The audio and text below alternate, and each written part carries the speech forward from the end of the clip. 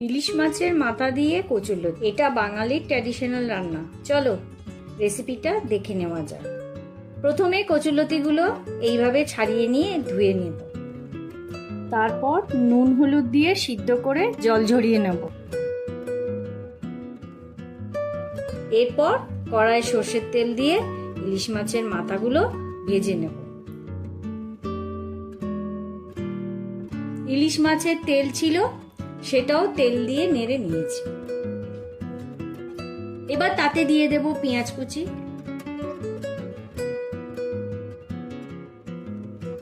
সামান্য ভেজে নিয়ে তাতে দিয়ে দেব আদা রসুন বাটা। আদা রসুনের কাঁচা গন্ধ চলে যাওয়া অবধি ভালো করে কষে নেব।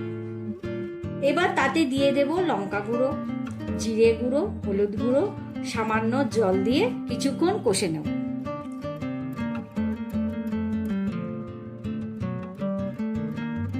মশলা কষা হয়ে গেলে সিদ্ধ করে রাখা কচুরলতিগুলো দিয়ে দেব।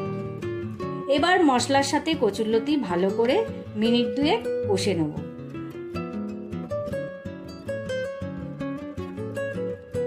পরিমাণ মতো নুন ও চিনি দিয়ে কিছুক্ষণ নেড়ে নেব।